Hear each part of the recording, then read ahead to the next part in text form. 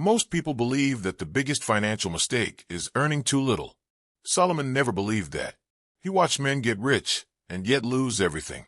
Not for lack of money, but due to a lack of control. Today, millions repeat a mistake that seems modern, intelligent, and even normal. But if Solomon were alive now, he would avoid this mistake like one avoids an abyss disguised as a road. Because this mistake doesn't break you all at once. It corrodes slowly. He's convincing. He rewards you at the beginning and collects everything at the end. If you've ever felt like you work a lot, earn more than before, but live paycheck to paycheck, stay until the end. Because the mistake we're going to reveal today isn't about money. It's about how he enters your life and how he starts to control you. In the last topic, Solomon would leave a simple principle, one that separates those who build wealth from those who only appear to be rich. Solomon understood that the most dangerous mistakes don't seem like mistakes at all. Solomon was observing something curious. As income increased, surveillance decreased. The financial mistake he would never make today starts like this: confusing income growth with wealth growth. In modern life, this is a silent name: automatic improvement in standard of living. You earn more, then you spend more. Not because it's necessary, but because now it's possible. Solomon saw this as an elegant trap. Nothing explodes. Nothing breaks. Everything seems normal. Better car, better house, signatures, installments, comfort.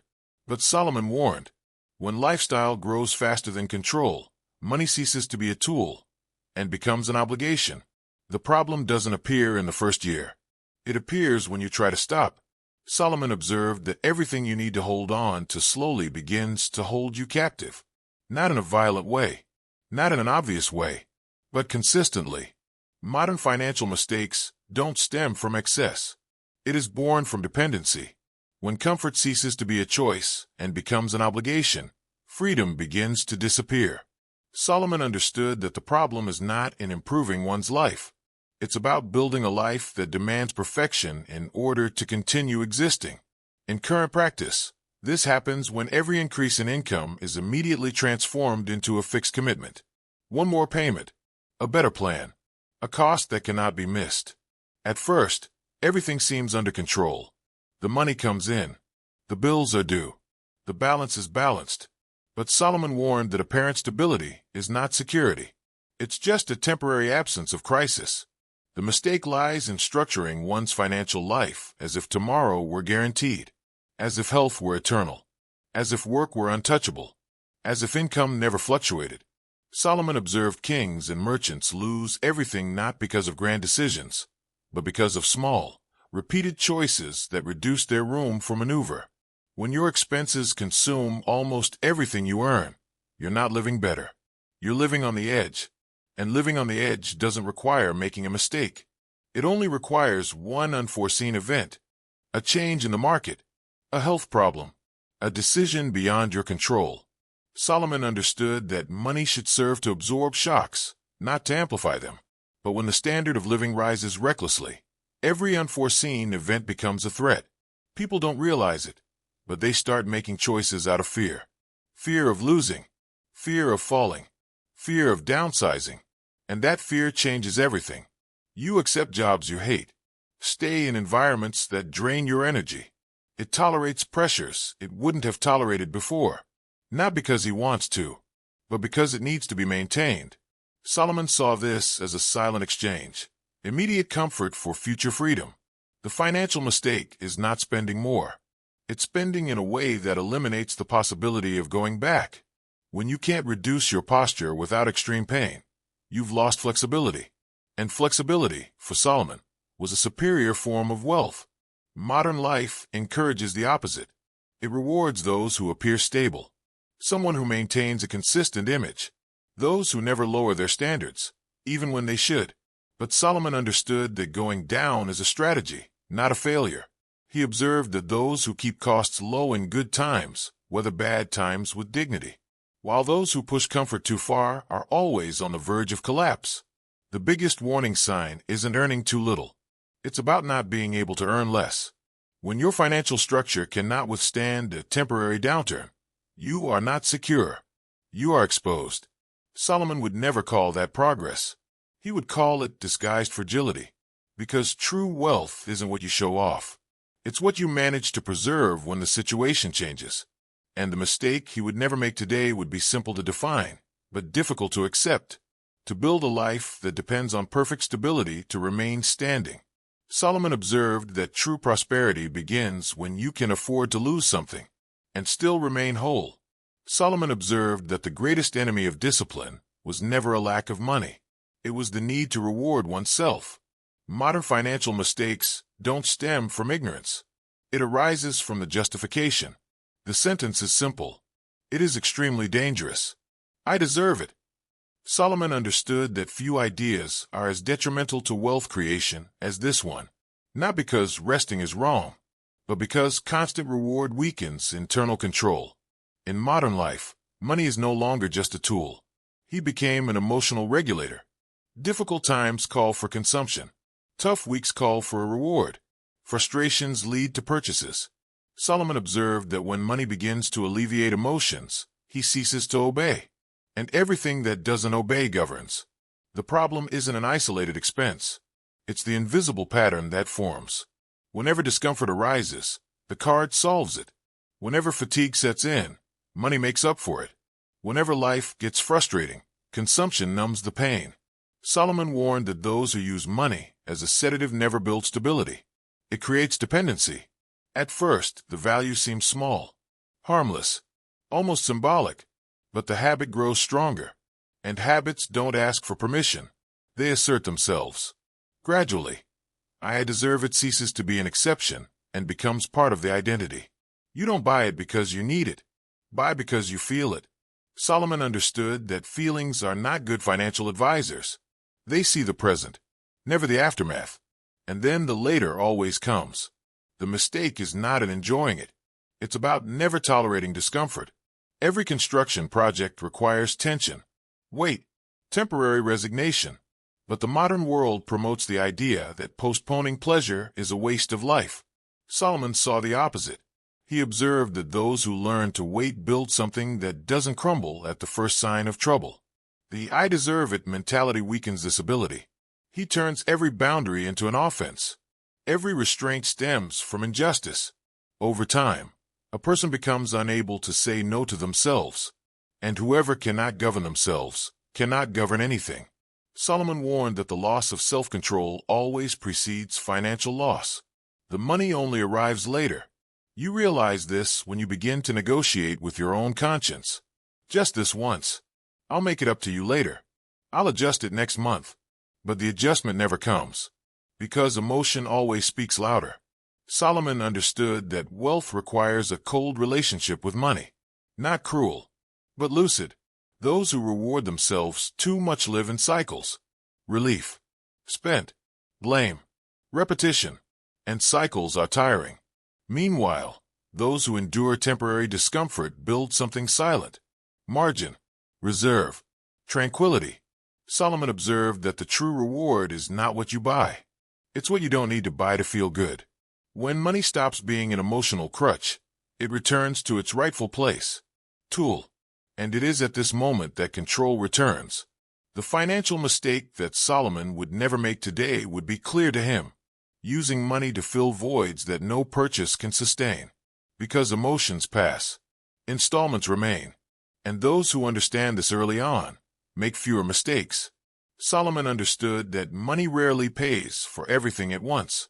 He prefers to collect payments little by little, in silence, in time.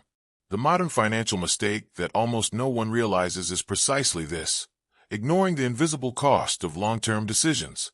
Not the monthly amount, but the years were compromised. Solomon was thinking in terms of decades. Most people think about the next bill. In today's world, compromising the future has become normal. Large plots of land, long-term contracts, decisions that bind choices before they even exist. At first, everything seems light. The price is right. The deadline is reassuring. It feels like being in control. But Solomon observed that time is not neutral. He charges emotional interest. Each prolonged commitment reduces options. And options, for Solomon, were a silent form of wealth. When you commit to something that requires years of consistency, you're betting that your life will stay exactly as it is. Same energy, same wish, same context. This rarely happens. As time goes by, what once seemed like an achievement begins to weigh heavily. Enthusiasm wanes. The obligation remains. Solomon warned that financial decisions should respect the mutability of life, because everything changes. You change. The market changes. Priorities change. The mistake lies in treating the future as an automatic extension of the present. Each long installment is a decision made by someone you don't yet know. You in 5, 10 years. And he may not agree. Solomon observed that many did not go bankrupt. They just got tired. They were getting tired of supporting them. They grew tired of maintaining it. They were tired of carrying around old decisions that no longer made sense. And exhaustion leads to bad choices. When time is compromised, a person loses the ability to react. She can't change quickly. You can't take risks. There's no going back. Solomon understood that wealth is not about rigidity. It's adaptation. Those with few long-term obligations are able to adjust course. Those who are tied down can only endure it. The modern world confuses stability with security. Solomon saw a difference. Stability is when nothing changes. Security is when you can handle change. And the hidden cost of lengthy decisions is precisely this. They steal your ability to respond. You don't notice it at first. You only realize it when an opportunity arises. And you can't accept that. When a necessary change arises. And you can't do it. When the situation demands movement. And you're trapped. Solomon understood that every financial commitment should buy freedom, not consume it. But the modern era does the opposite. He trades future time for immediate comfort. And time is the most expensive asset, because it doesn't recover. Solomon observed that those who respect time build a life with space, room for error, to adjust, to choose. Meanwhile, those who ignore this cost remain hostage to outdated decisions. True wealth, for Solomon, was not in what you accumulated, but how open was his future still. And the financial mistake he would never make today would be this: to close off tomorrow because of a today that's too comfortable. Because lost money can be recovered. Time compromised, no. Solomon never began a decision by asking how much it cost. He would begin by asking how much control that would require. The principle that guided his choices was simple, yet profound. Anything that steals your margin steals your freedom. In modern life, people seek comfort before building space. Solomon did the opposite. He understood that margin is not leftover. It's protection. It's silent. It's the difference between reacting and being dragged along. The financial mistake he would never make today would be raising his standard of living before strengthening his foundation, before creating a gap between income and expenses, before building resilience. Solomon observed that those who live on the edge need to always be right, and nobody is always right. Therefore, he prioritized taking time off. No ostentation. Flexibility. Not appearance. Margin means being able to reduce without pain. Being able to say no without panicking. To be able to get through tough times without losing your dignity. Solomon understood that wealth doesn't begin when you earn more. It starts when you need less. This principle challenges the modern impulse to showcase progress. But Solomon was never impressed by appearances. He was looking at the structure. Those with a fragile constitution live in fear. Those who have room to maneuver live peacefully. And calmness is a rare asset. In practice, the principle manifests itself in small decisions. Don't automatically raise costs. Don't turn every gain into a commitment. Do not confuse the ability to pay with the ability to support oneself. Solomon observed that many felt rich because they were able to pay. But they were poor on margins. They depended on perfect stability, of stable health, predictable income. That's not wealth. It's a gamble. Solomon would never gamble his peace of mind with tomorrow. He understood that life demands not only financial, but also mental reserves. And margin creates both. When you have room to maneuver, decisions aren't made out of desperation. They are taken with clarity. You don't accept just anything. He doesn't enter into any agreement. He does not submit to any pressure. Because you can wait. Solomon valued waiting. Because whoever can wait controls the pace. The modern world speeds everything up. Press. Compare. It demands immediate answers. But Solomon knew that hasty decisions rarely build anything lasting. The final principle he would leave behind today would not come as a promise. It would come as a silent warning. Never sacrifice your margins to support an image. Never compromise your freedom to prove progress. Never trade flexibility for immediate comfort. Because money obeys whoever governs. And those who live trying to impress govern. Solomon did not teach how to earn more. He taught them how to make fewer mistakes. And making fewer mistakes, in the end, is the shortest path to building something that doesn't crumble when the situation changes. Those who understand this early on don't need to rush to catch up. Build it calmly. Move forward with confidence. And when the winds change, it remains standing. Solomon observed that the end of a decision reveals more than its beginning. Most people only realize their mistakes when the cost is already high, when the pressure already exists, when money has lost its silence. But Solomon thought ahead. He didn't chase shortcuts. He avoided traps.